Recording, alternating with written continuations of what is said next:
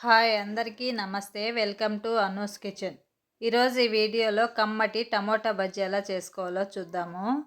సన్నగా పొడవు కట్ చేసుకున్న 6 టమోటాలు, అలాగే సన్నగా పొడవుగా కట్ చేసుకున్న 3 ఆనియన్స్ తీసుకొని ప్యాన్ పెట్టుకొని 2 స్పూన్స్ ఆయిల్ వేసుకొని, ఆయిల్ వేడైన తర్వాత 1/2 స్పూన్ ఆవాలు, 1/2 స్పూన్ జీలకర్ర, 1/2 స్పూన్ మెంతులు, సన్నగా పొడవు కట్ చేసుకున్న 3 పచ్చిమిరపకాయలు, కొద్దిగా కరివేపాకు వేసుకొని వేయించుకోవాలి.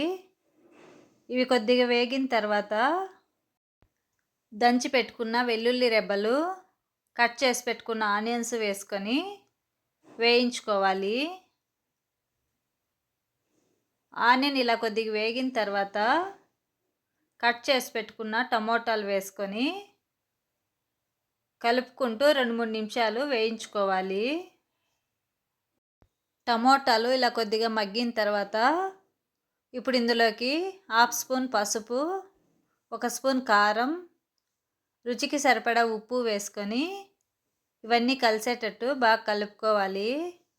ఇలా బాగా కలుపుకున్న తర్వాత మూత పెట్టుకొని మధ్య మధ్యలో కలుపుకుంటూ మీడియం ఫ్లేమ్లో 10 నిమిషాలు ఉడికించుకోవాలి. 10 నిమిషాల తర్వాత ఇలా మూత ఓపెన్ చేసి చూసామంటే మెత్తగా మగ్గిపోయి ఉంటుంది. ఇప్పుడు ఒకసారి బాగా కలుపుకొని కట్ చేసుకున్న కొత్తిమీర చల్లుకొని స్టవ్ ఆఫ్ చేసుకోవాలి. అంతే అండి, టమోటా బజ్జీ రెడీ అయిపోయింది. అన్నంలోకి చపాతీలోకి చాలా బాగుంటుంది. ఈ వీడియో నచ్చినట్లయితే లైక్ చేయండి, షేర్ చేయండి, సబ్స్క్రైబ్ చేసుకోండి. Thank you for watching.